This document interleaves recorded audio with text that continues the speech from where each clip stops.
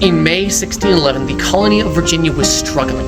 The governor, Sir Thomas West, 3rd Baron Delaware, was sick and had returned to England. Supplies were sparse, spirits low, and housing was poor. And arriving with a resupply fleet was Sir Thomas Dale, the man tasked with getting the colony back on track.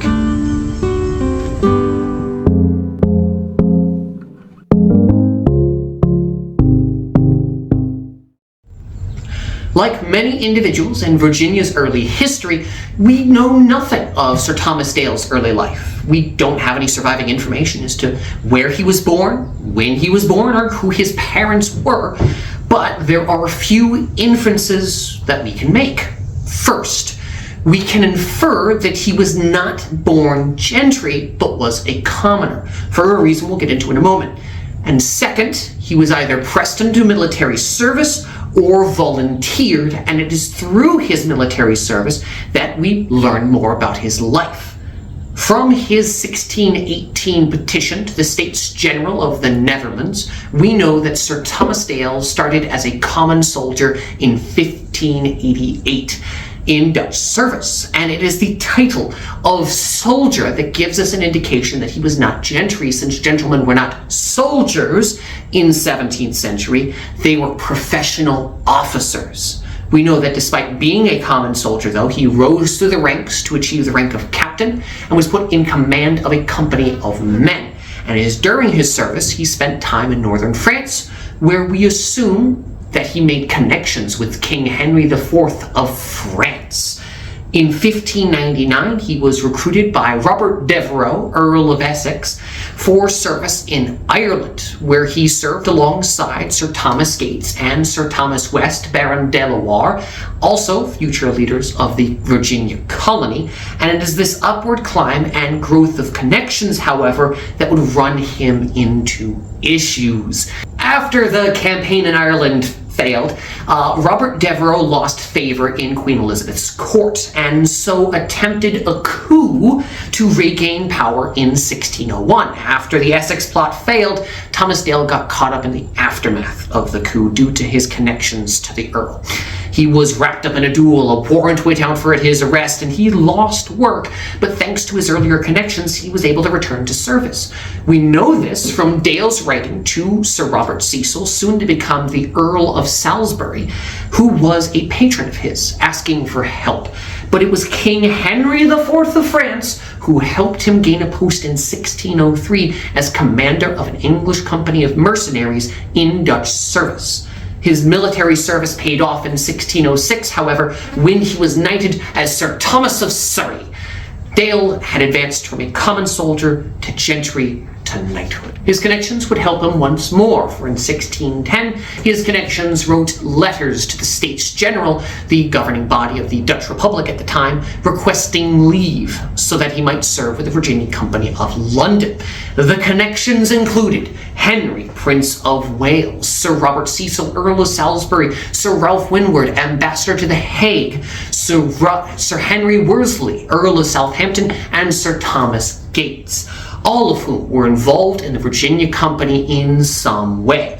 The States General granted his leave, and when he joined the Virginia Company, he was given the title of High Marshal for the colony of Virginia. And before leaving for Virginia, he married Elizabeth Throckmorton, daughter of Sir Thomas Throckmorton, a former member of Parliament for Gloucestershire and a Virginia Company member. A marriage that undoubtedly benefited Sir Thomas Dale financially. While in service for the Dutch, Dale seems to have gained a reputation as a disciplinarian, which might have been why he was so sought after by the Virginia Company, and it is the strict discipline that he used in Virginia to set the colony on stable footing. First, he assessed the condition of the various forts up and down the James River and appointed captains and gave orders to repair structures, plant corn, and reestablish order and command. It is also during that time that he expanded the laws, divine, moral, and martial. First implemented by Lord Delaware and Sir Thomas Gates the previous year, Dale's laws dividing Moral and Marshal were probably influenced by a set of laws and ordinances implemented by Robert Dudley, Earl of Leicester, during his command of English forces in the Netherlands in 1586. And the laws themselves were no harsher than those used by militaries in Europe at the time. The military laws were not unusual nor beyond his authority, although in this case the laws included a behavioral code for civilians. Martial law for the colony was enacted by the Virginia Company's 1609 charter 2 years before Dale signed on to serve the company and departed for Virginia, but it did receive attention and criticism from competing factions during the investigation into the Virginia Company as it was failing. During his first year in Virginia, the overall problem was that the state of the colony was a mess, and attempting to stabilize and rebuild took much of his time. According to colonist Ralph Hammer, when Dale first arrived, he found the men at their daily and usual works bowling in the streets.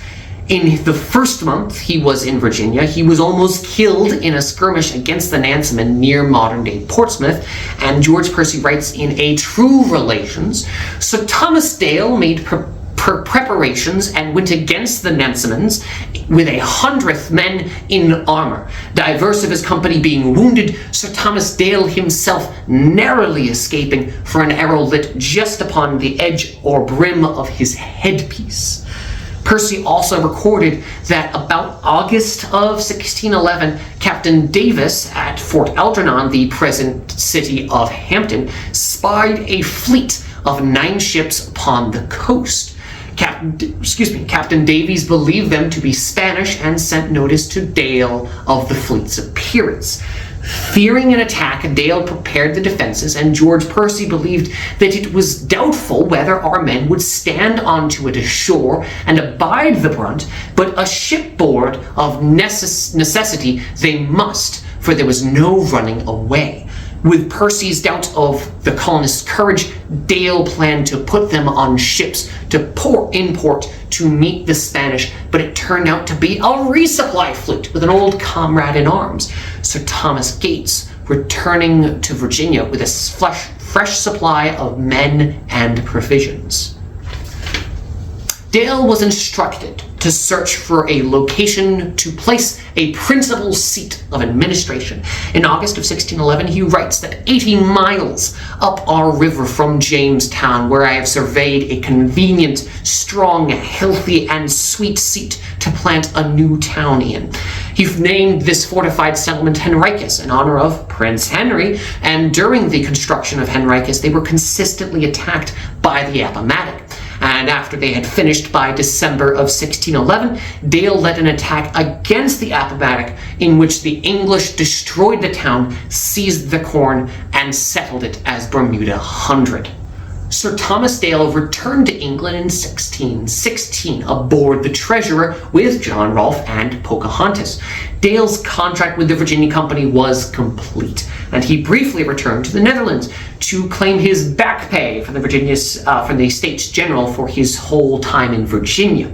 Dale's petition stated that he sailed to Virginia to establish a firm market there for the benefit and increase of trade.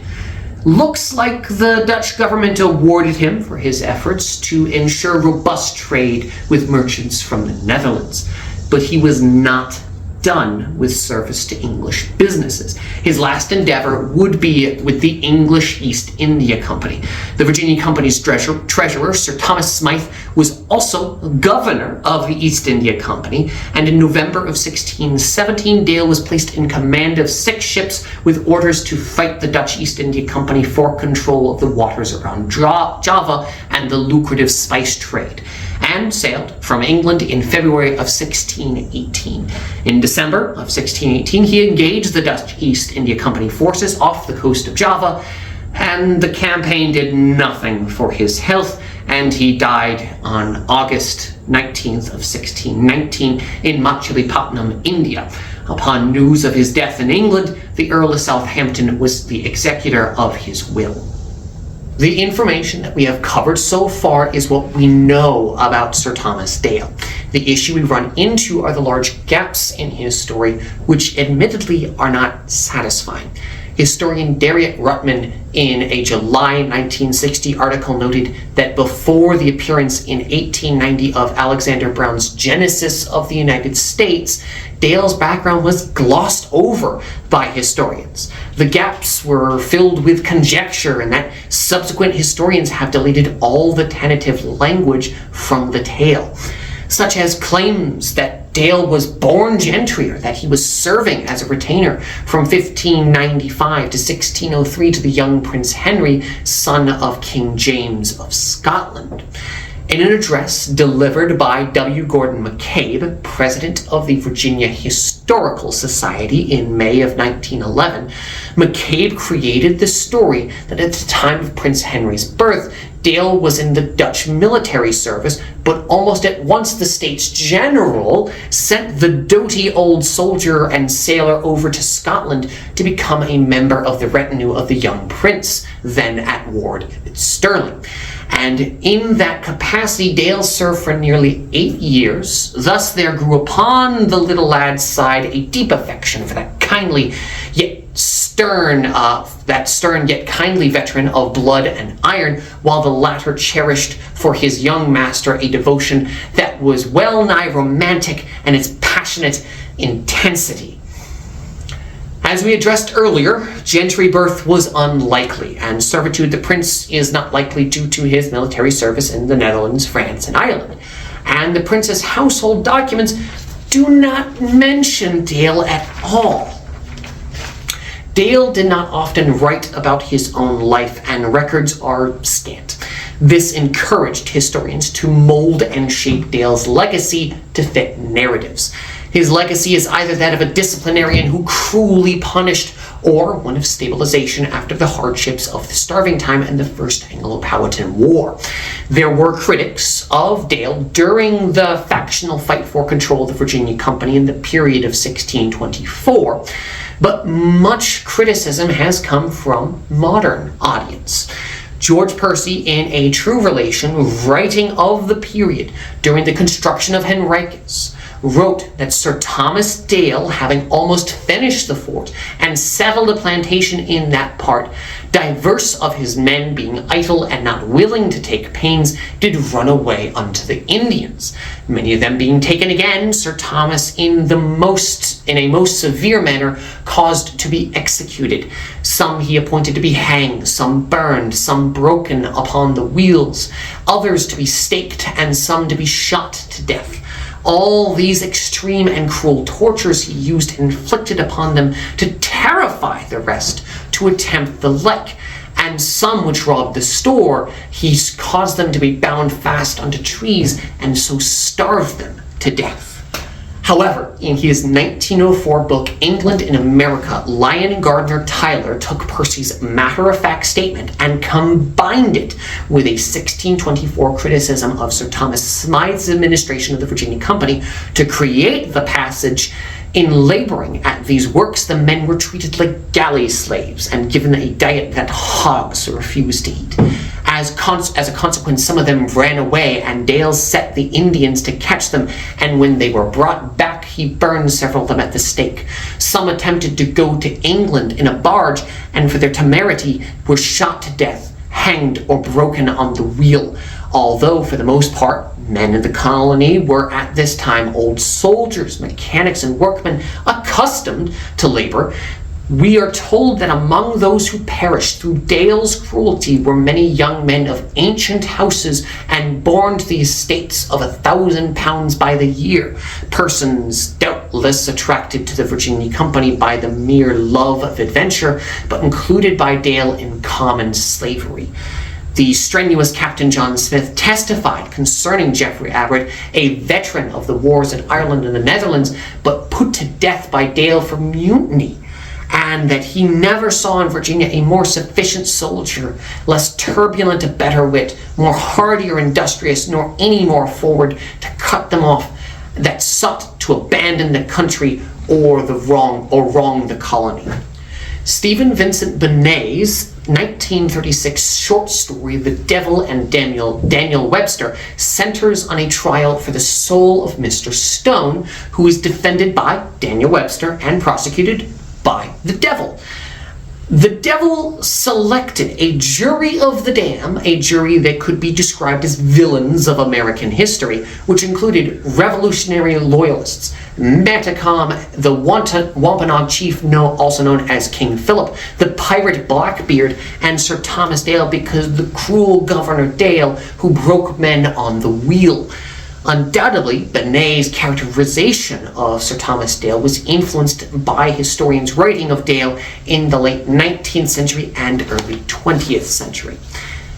But after his testimony on behalf of Geoffrey Abbott, a sergeant who mutinied, John Smith wrote, and Lion Gardner Tyler left out, "So Sir Thomas Dale hath not been so tyrannous nor severe by the half, as was the occasion and just cause for it, and though the manner was not unusual, we were rather to have regard to those whom we would have terrified and made fearful to commit like offences, than to the offenders justified condemned, for amongst them so hardened and evil, the fear of a cruel, painful, and unusual death were more restraints than death itself." Smith's point was that Dale's actions were justified, that there was cause for him to rule this way because of the many mutinies, and although the punishments were unusual, the goal was to frighten others to restrain them from committing similar offenses. Mutiny and desertion were capital offenses in any army at the time, and the 1601 execution of Robert Devereux for his coup attempt, or the 1605 execution of the gunpowder plot conspirators, were not pretty affairs either. With that said, what we can say is Sir Thomas Dale was an individual born a commoner who through military service advanced to status as gentry, and Dale rose from soldier to captain by his own ability, and with the aid of friends he rose higher, knighthood in 1606 and Virginia colonial leadership in 1611. In the instructions of the Marshal for the better enabling of the private soldier, Dale extolled the virtue of honorable service. It is requisite that he who would enter into this function of a soldier, that he dedicate himself wholly for the planting and establishing of a true religion, the honor of his prince, the safety of his country, and to learn the art which he possesseth, which in this place to hold war and the service requisite to the subsisting of a colony.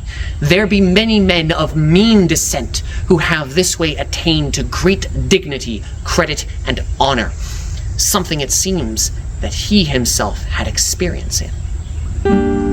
How do you view Sir Thomas Dale's legacy? If you liked our videos, remember to like, subscribe, and leave a comment below.